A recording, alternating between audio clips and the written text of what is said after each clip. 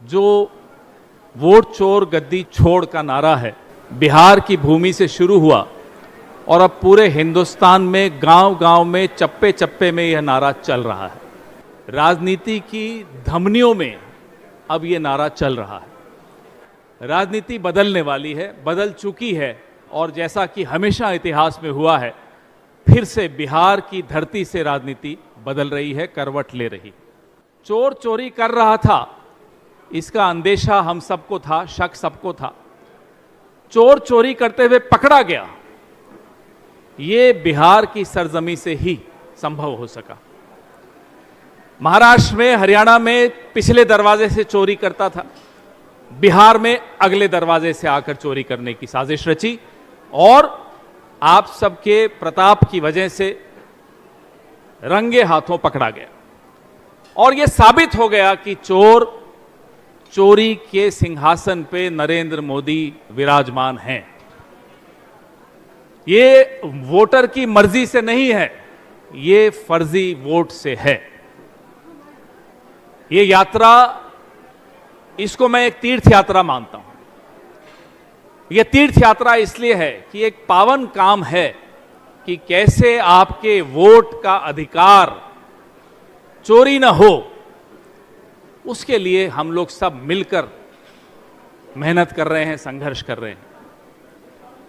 तेजस्वी यादव जी, राहुल जी, हमारे तमाम अलाइज, दीपांकर जी की पार्टी, सब मिलकर, वीआईपी पार्टी, सब मिलकर आपका वोट चोरी होने से बचा रहे हैं।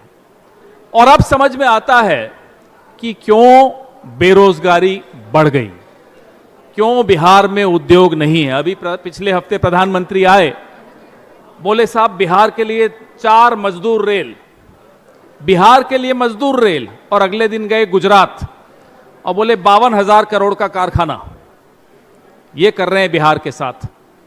वो इसलिए कर रहे हैं कि उनको लगता है कि वोट चुरा के फिर से काबिज हो जाएंगे, इसलिए कारखाना क्यों देना बिहार को, रोजगार क्यों देना बिहार के नौजवान को, सुरक्षा क्यों देनी बिहार की महिला को। यह साजिश पकड़ी गई।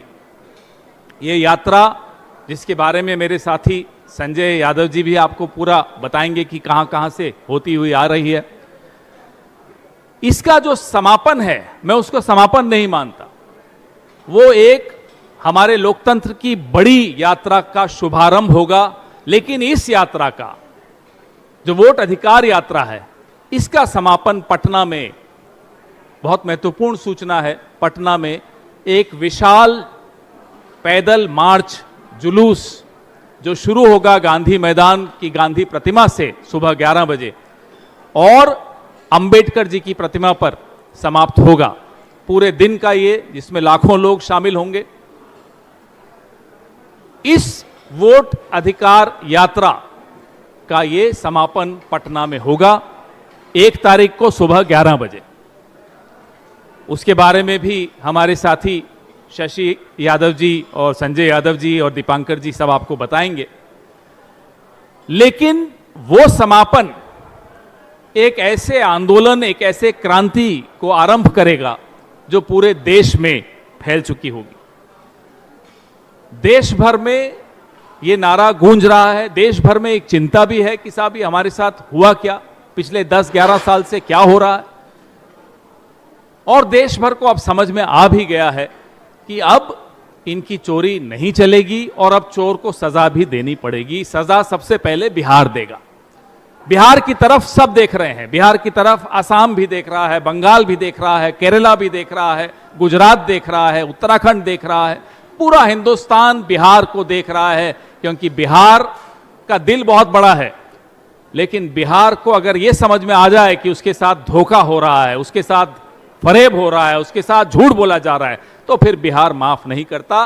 बिहार जो सजा देने वाला है इन चोरों को, वो सजा पूरा हिंदुस्तान देने वाला है आने वाले महीनों में।